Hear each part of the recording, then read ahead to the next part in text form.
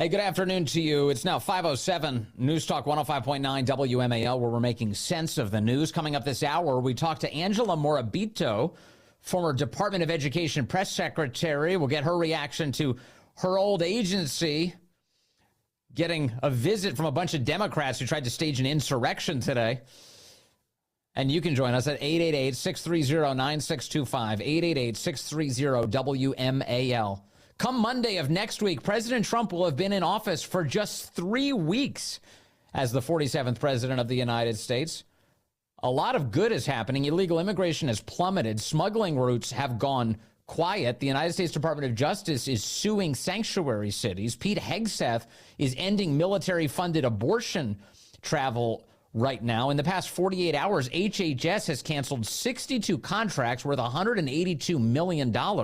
And among the things they cut off, according to the Department of Government Efficiency, a $168,000 contract to build an Anthony Fauci exhibit at the NIH Museum. They're moving with speed and efficiency. For more on what's happening and what he's seeing, I want to bring in the great Victor Davis Hanson now. He's a senior fellow at the Hoover Institute and the author of The Dying Citizen, How Progressive Elites, Tribalism, and Globalization Are Destroying the Idea of America. Sir, always good to talk to you. Thank you. Thank you for having me. How is this presidency going in terms of your expectations? For me, it's outpacing my expectations. Is that the same for you? No, I think everybody feels that way. It's a counter-revolution, and it's undoing not just the 4 years of Joe Biden, but in some ways a half century of hard left progressive thought. And I can't imagine any other Republican president or presidential candidate in our generation that would be doing this. I think any of them, a Romney would have had a committee and pros and cons and an exploratory, investigatory thought process, and nothing would have got done. But he's just moving it. He's like George Patton landing, from France to the Rhine River in 3 months. How important is it that the left wielded every tool at its disposal to try and destroy him and prevent this from happening? I just to psychoanalyze Trump for a moment. It does seem like he has come out on the other end, having survived all of these attacks, and it's only steeled his resolve. Yeah, he's a Nietzschean figure. Anything that didn't destroy him made him stronger. And they'd embarrass themselves with the 2 impeachments, laptop disinformation, Russian collusion, 91 indictments, devalidating him, Mar-a-Lago raid. It was just a circus, and people got sick of it. And I think it also explains why they're polling 31% right now, the Democratic Party. Yes. They have no power. They're so furious. They don't have the House, the Senate, Supreme Court. They have no subpoena power. They cannot do a thing about nominations. They poll below 50% on every one of their issues. And they have no leadership. They're just this ossified, calcified group of Schumer and Pelosi and Bernie Sanders, and they're all septuagenarians. And Elizabeth Warren, and it's very strange to see the Republican Party have all this youthful energy. And my gosh, Miss Leavitt at the press secretary just runs rings around Corinne Jean-Pierre. And so does Trump. Has been more transparent in 2 days than Biden was in 4 years, transparent and accessible. It's just a different feeling. I think everybody feels like, I don't know, maybe the Wizard of Oz total with the election, and they pulled across the curtain, and that big DI image on the screen everybody was afraid of, cancel culture, deplatforming, shadow. It was just a little guy with levers and gears behind the curtain, and that's all. It just collapsed by the sheer weight of its absurdity. One of the things that seems to be playing out is that the left is used to controlling the levers of power and all of our institutions inside the government and out. And the right is normally, fighting from a position of weakness. We're David versus Goliath, basically. And but now it seems like the left has they're kind of going through like the motions of a lot of impotent rage. They're not controlling the levers of power right now. And they're staging these kind of ludicrous protests outside of no-name government agencies and acting like the American people are going to get behind them. What is that? It's just a impotence. It's just frustration that they're losing their media. Their audience share is collapsing. I mean, Harris Faulkner beats The View. Gutfield beats stand-up comedy. CNN is nosediving. MSNBC's in trouble. Network news, audience share is dying. There's a whole new media opening up they don't understand in podcasting. Yeah. It's just, they're just frustrated, and they think they can double down on stupid. So they, demonstration on the 101 in LA where you burn the flag of the country you desperately want to stay in, and you wave the one that you don't want to go back to. And Maxine Waters makes her nth appearance to shout at somebody. Or, Representative Green is what now? He wants to impeach Trump for a fifth time, he thinks. For dastardly deeds.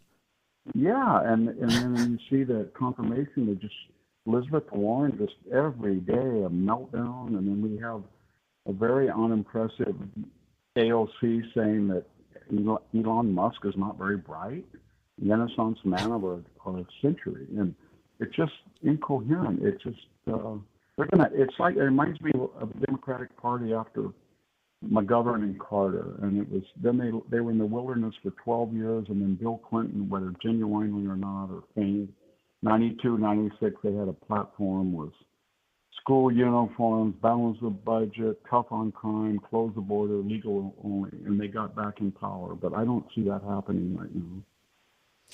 What do you make of the international community's reaction to President Trump's election? We've seen a couple of standoffs that have ended in our favor very quickly. Among them, President Trump forced Colombia to take back its own illegal foreign nationals. They were able to successfully to get Panama to end these Chinese contracts over the Panama Canal and to allow U.S. military ships to run freely through the canal now. They were also able to get Canada and Mexico to up-armor our border to prevent all of this illegal migration. All of that's moving very swiftly. Does that, in your view, does that bode? Is that going to happen more? Are we going to see more of that from other leaders? Yeah, I think what was happening is there were a lot of countries that were taking us to the cleaners. They knew it.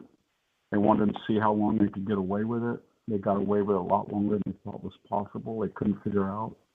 And Donald Trump said to Panama, "We know what you're doing. You're breaking the spirit and the law of the treaty by bringing in China.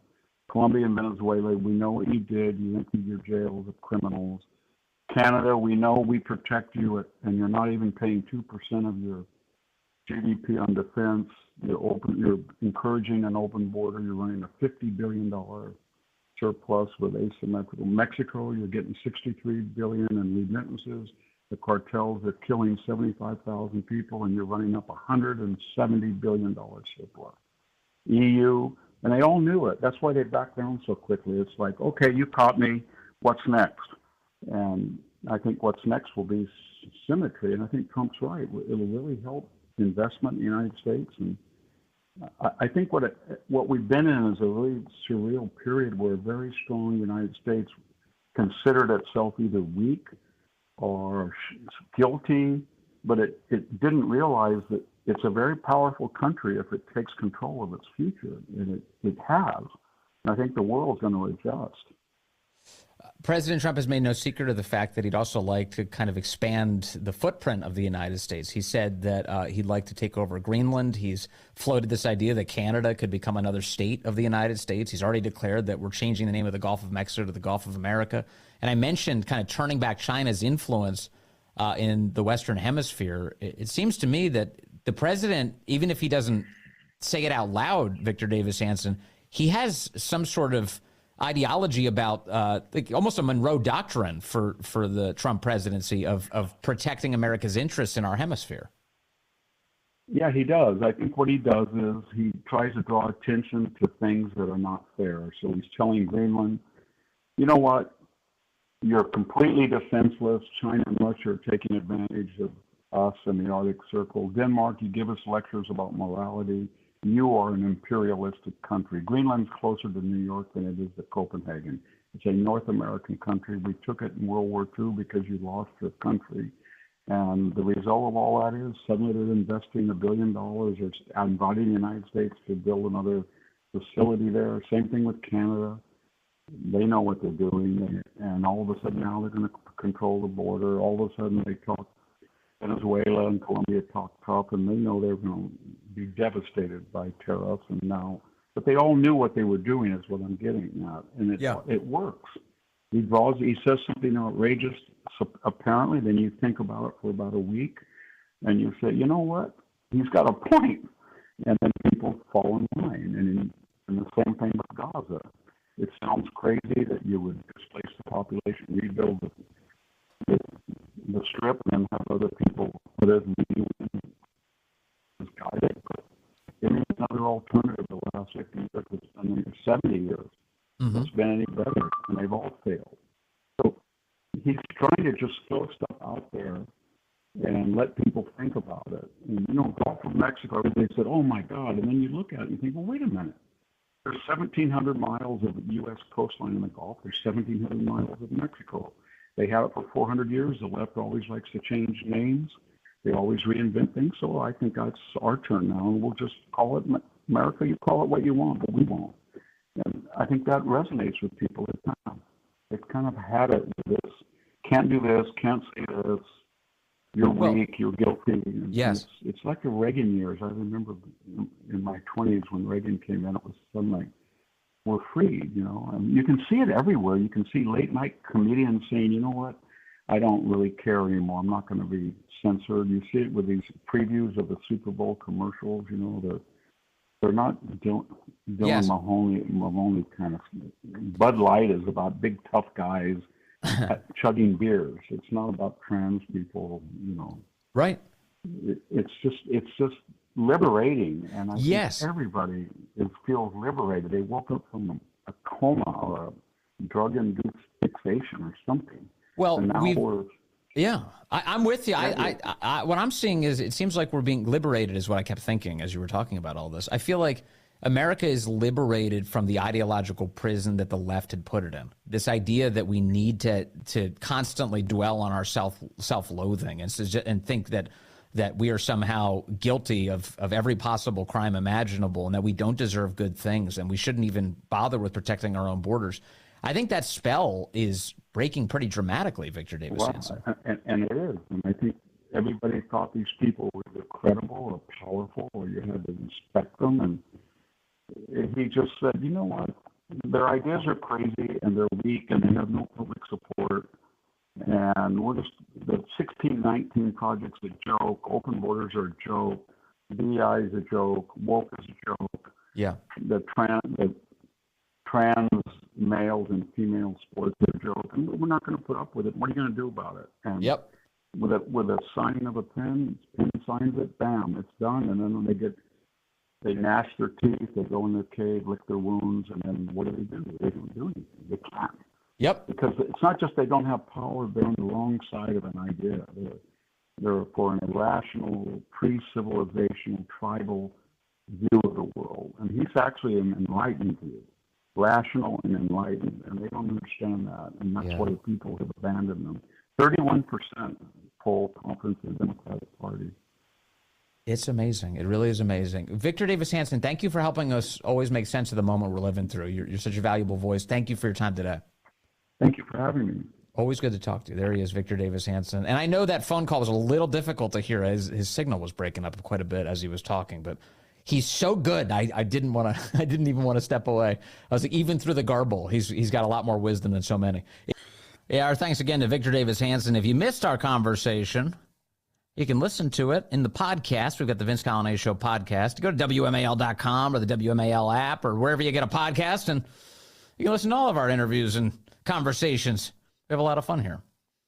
I was mentioning at the top of our conversation that there's a lot of great things going on. One more thing to share with you right now. Secretary of Defense Pete Hegseth shared a video yesterday of a bunch of illegals, high threat criminal illegal aliens who have just arrived at Naval Station Guantanamo Bay, Cuba.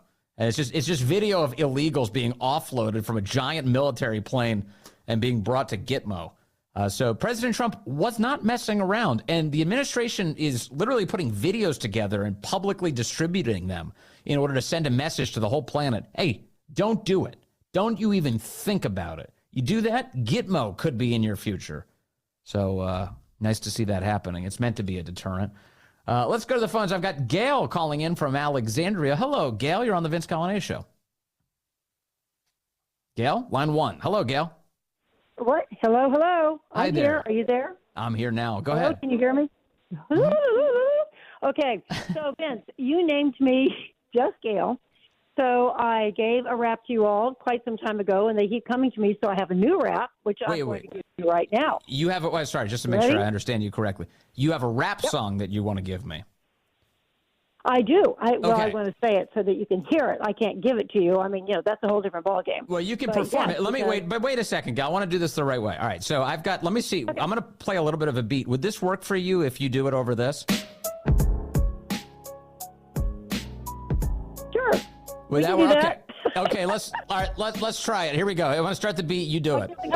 Go ahead. Oh my goodness, can you see? Republic's speaking up. Finally. We waited so long for this to occur.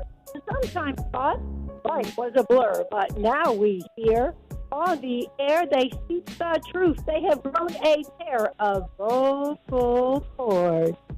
It's so refreshing, so divine. Our side is being heard. It's about time. Yeah. Wow. The end. Wow, the end. Yeah, most raps end that way. The end. You just said that to the end. Well, I could say it's about time. It's about time. That's it's about funny. Time. It's about time. It is about time. I would agree with that. You can definitely emphasize that. Thank you, Gail. Thank you for all your creativity. Always appreciate that. That's just Gail. Absolutely. Okay, take care. There she is. Look at that. You know what I like about that? She put in the work. That's what we're all doing. We're all doing our own part. Put in the work, baby. Make this country great again. Stay with us. Angela Morabito will give us the wrap on what's happening at the Department of Education next.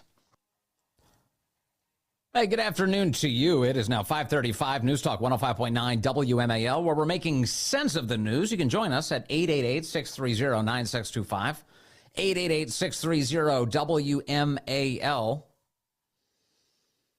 Banished to the political wilderness, Democrats can't really take out their frustrations on President Trump because they don't really have power. But they will take their frustrations out on random government security guards and try and destroy them. Here's Maxine Waters outside the Department of Education today demanding to be let in. And when the security guard says, you don't have an appointment, she tries to destroy his life. Look them in the eye. Come on, hold your face up. Look at him. Let him see you. This is him. Look at it. What's your name?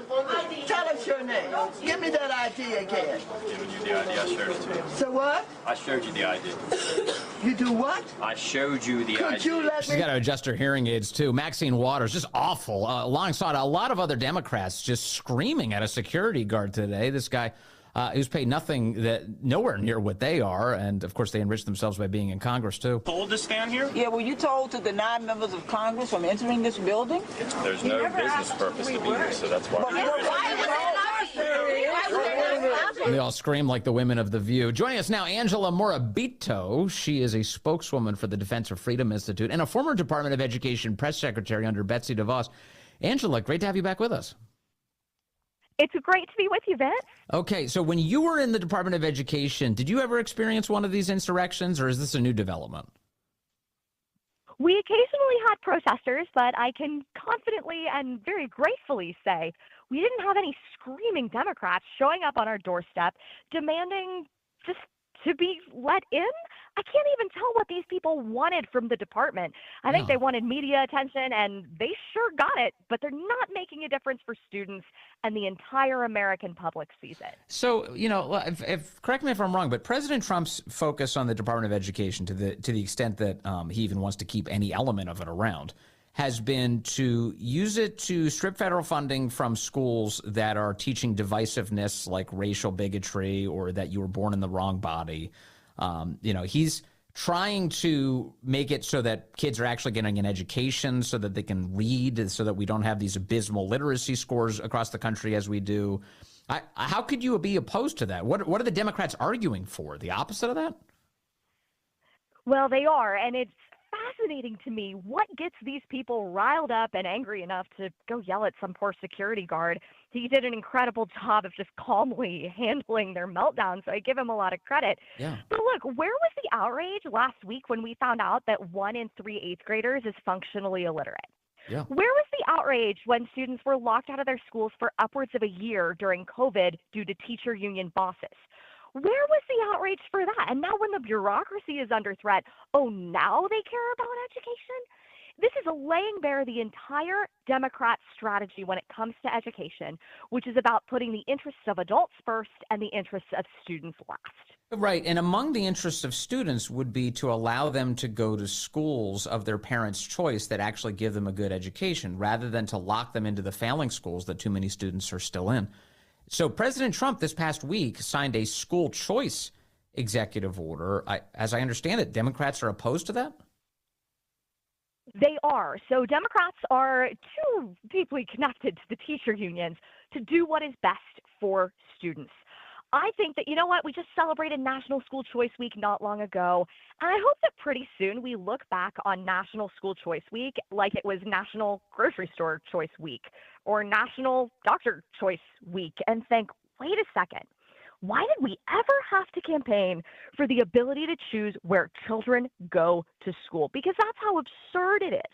But the teacher union funding model hinges on keeping poor kids trapped in failing schools. Yes. President Trump has said no, power to the parents, and they are terrified that their house of cards is going to crumble.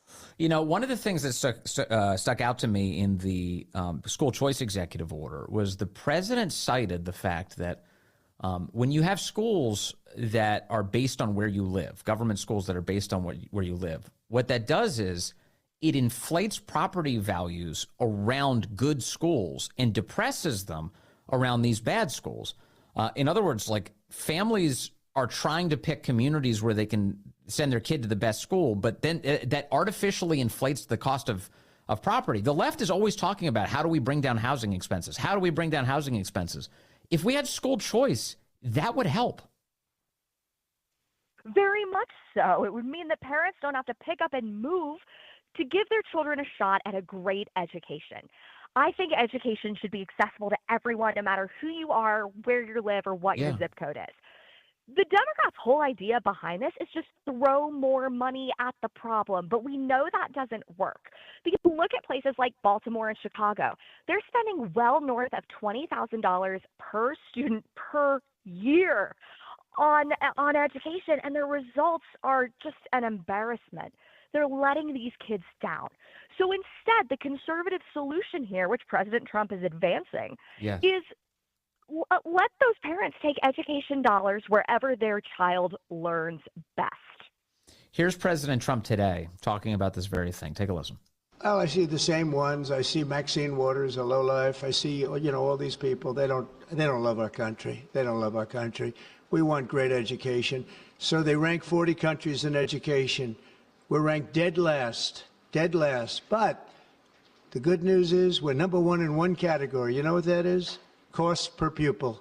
We spend more per pupil than any other country in the world. You look at Norway, Denmark, Sweden, various countries all up and down, Finland, China does very well in education. And then you look at us. We spend much more money than they do per pupil or any other way. But we spend much more money than they do, and yet we're ranked this year, Biden's last year, congratulations, Joe, we're ranked dead last. So what I want to see is education. Number one, I like choice. We all like choice. But beyond choice, long beyond choice, I want to see it go back to the states. He wants to see it go back to the states. Not hard to see why. So we spend all that money, but 7 in 10 American fourth graders can barely read, and 6 in 10 fourth graders are behind where they should be in math, Angela Morabito. So we're spending a lot of money and getting very little for it. That is a national scandal, and it cannot be allowed to continue if our country is going to continue to lead the world. Look, President Trump is actually taking a very business-like approach to education and saying, wait, where's the return on investment here? Throwing money at schools does not work, but policy changes do. We're now at 13 states that have enacted universal school choice, I hope that number is going to be 50 sooner rather than later, because every parent deserves the opportunity to escape a failing school. Look, having bureaucrats in Washington make decisions hasn't worked. We've tried it since 1979, for longer than you and I have been alive. We have had this failed experiment called the Department of Education, soaking up billions of dollars every year while student learning suffers. Even somebody who hates President Trump, even somebody who hates everything I have to say, has to admit that our current system doesn't work and we need to try something new. Well, yeah, I mean, the results are at record lows as we've been going over the data, and we've spent over $1 trillion since 1979.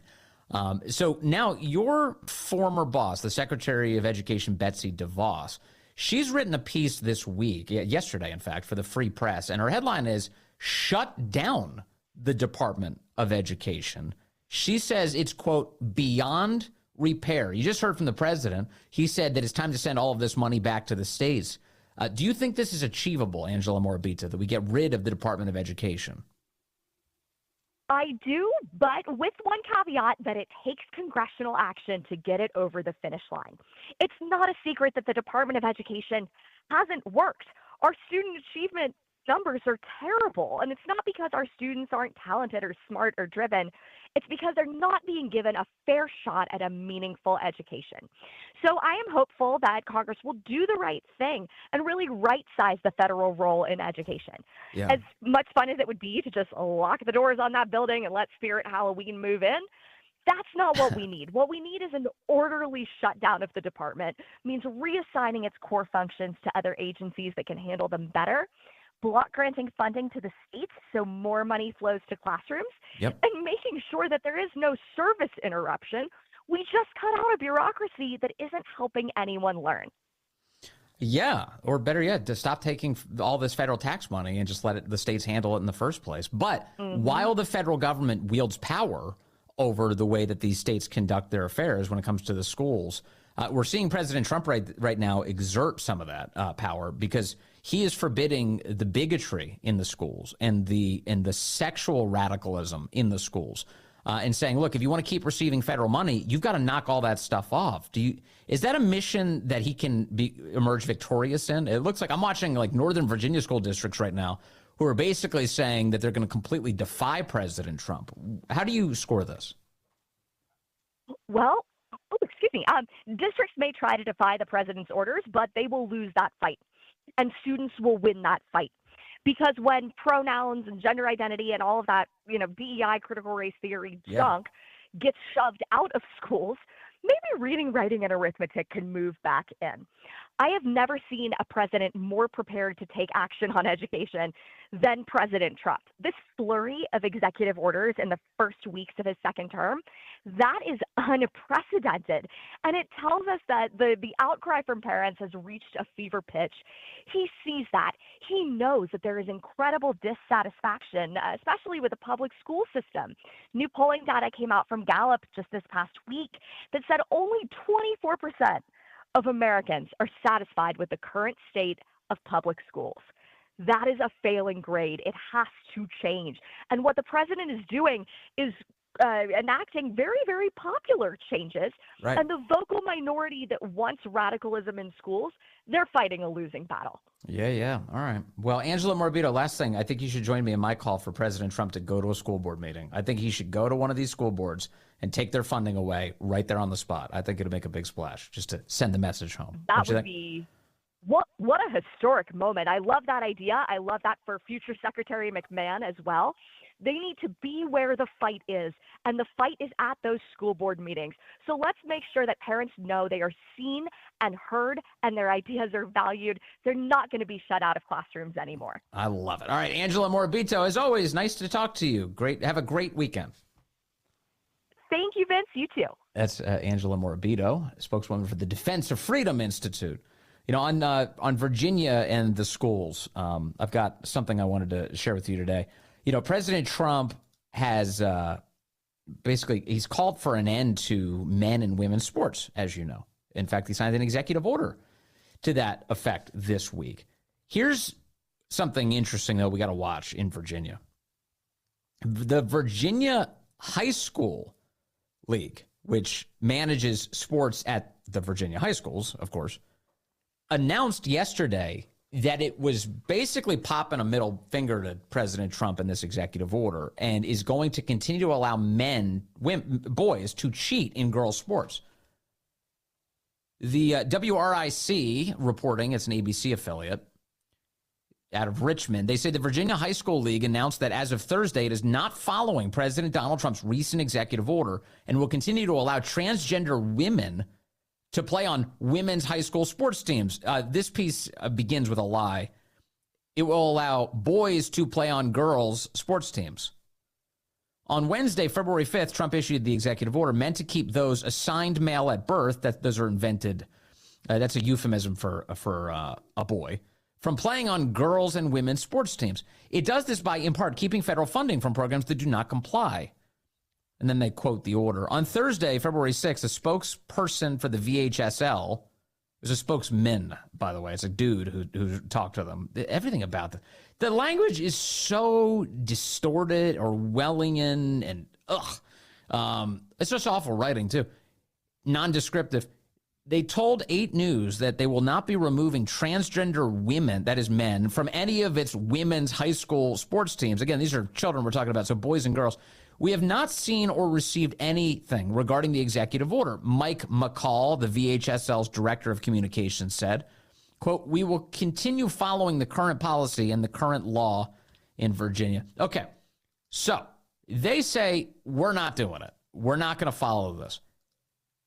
Now, you're probably thinking, what are the leaders of Virginia saying about this? Governor Glenn Youngkin has reacted. And today, he expressed the following on Twitter. Now, we'll see if it goes beyond a tweet, but here's what he's saying. Biological boys should not be competing against girls. This is just common sense, says Governor Youngkin. The Virginia High School League must change course immediately, just like the NCAA. Virginia's schools are at risk of losing millions of dollars in federal funding if the VHSL does not comply with President Trump's executive order protecting girls' sports. Remember, Governor Youngkin was there. He was at the signing ceremony for that order. He was very pleased to be there. He was sitting alongside Speaker Mike Johnson, and it was good to see him there. And I hope he uses the same energy that brings a governor to the White House to be a part of an historic photo op to attack the ghouls who are mistreating girls in the Commonwealth of Virginia. I hope he stays on this fight. You know, the whole Trump 47 administration is just breaking news item after breaking news item after breaking news item. I got another one for you. Did you know that the Kennedy Center, which the federal government basically controls entirely, they've been doing drag events, drag shows at the Kennedy Center for the past few years? For instance, here's just a couple months ago, DC News Now. For us, it's a huge partnership with the Kennedy Center and with Restaurant Associates, where everything starts with delicious. What we're hoping for is that this becomes really a monthly way to embrace seasonality, shows within the Kennedy Center itself, and then also the great drag community that we have in D.C. that we really want to help put out there and support. Yeah, President Trump just announced that that's over. At my direction, we're going to make the Kennedy Center in Washington great again. I've decided to immediately terminate multiple individuals from the Board of Trustees, including the chairman, who do not share our vision for a golden age in arts and culture. We will soon announce a new board with an amazing chairman, Donald J. Trump. He's his own chairman. Just last year, the Kennedy Center featured drag shows, specifically targeting our youth. This will stop, he says. The Kennedy Center is an American jewel and must reflect the bright stars on its stage from all across our nation. For the Kennedy Center, the best is yet to come.